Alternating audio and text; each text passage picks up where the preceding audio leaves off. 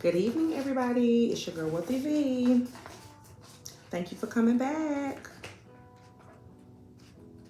I am getting ready to wind down. I got my mask. I got my Hydro Boost.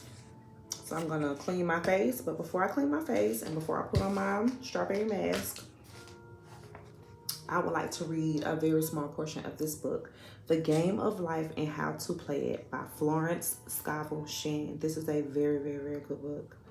And the small amount that I'm going to read to you today is just barely scratching the surface. So, I'm not going to read the whole chapter. I'm just going to read a little bit. I just wanted to give you a little something before I lay down. I wanted to make sure that you had some wealth added to your day today. Okay. I'm about to start. I'm going to try to read really slow or slow enough so that I don't read too fast. Okay. The game. Most people consider life a battle, but it is not a battle. It is a game. It is a game, however, which cannot be played successfully without the knowledge of spiritual law. And the Old and New Testament give the rules of the game with wonderful clearness. Jesus Christ taught that it was a great game of giving and receiving. Whatsoever a man soweth, shall he also reap. This means that whatever man sends out in word or deed will return to him. What he gives, he will receive. If he gives hate, he will receive hate. If he gives love, he will receive love. If he gives criticism, he will receive criticism. If he lies, he will be lied to. If he cheats, he will be cheated on. We are taught also that the imaging faculty plays a leading part in the game of life. Keep thy heart or imagination with all diligence, for out of it are the issues of life. Proverbs 4:23. This means that what man images, sooner or later, externalizes in his affairs. I know of a man who feared a certain disease.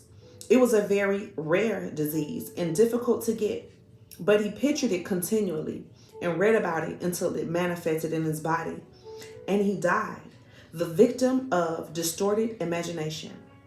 So we see, to play successfully the game of life, we must train the imaging faculty.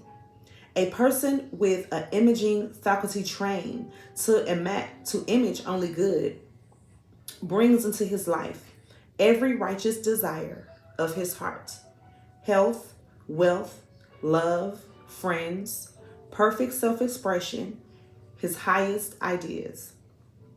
The imagination has been called the scissors of the mind, and it is ever cutting day by day the pictures man sees there, and sooner or later he meets his own creations in his outer world.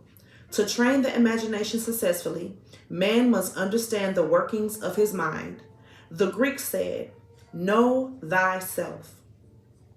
There are three departments of the mind: the subconscious, conscious, and superconscious. The subconscious is simply power without direction. It is like steam or electricity, and it does what it is directed to do, and it has no power of induction. Whatever man feels deeply or images clearly is impressed upon the subconscious and carried out in menaced detail. For example, a woman I know, when a child, always made believe she was a widow. She dressed up in black clothes and wore a long black veil. And people thought she was very clever and amusing. She grew up and married a man with whom she was deeply in love. In a short time he died, and she wore black and a sweeping veil for many years. The picture of herself as a widow was impressed upon the subconscious, and in due time worked itself out, regardless of the havoc created. The conscious mind has been called mortal or carnal mind. It has the human mind and sees life as it appears to be. It sees death, disaster, sickness, poverty, limitation of every kind, and it impresses the subconscious. The the superconscious mind is the God mind within each man and is the realm of perfect ideas. In it is the perfect pattern spoken by Plato, the divine design. For there is a divine design for each person. There is a place that you are to feel and no one else can feel. Something you are to do which no one else can do. There is a perfect picture of this in the superconscious mind. It usually flashes across the conscious as an unattainable idea, something too good to be true. Well, that's it for tonight, boys and girls. Wealthy loves you. Don't forget to tell a friend to tell a friend. Like, comment, and subscribe. And come back and vibe again. I love you. Good night.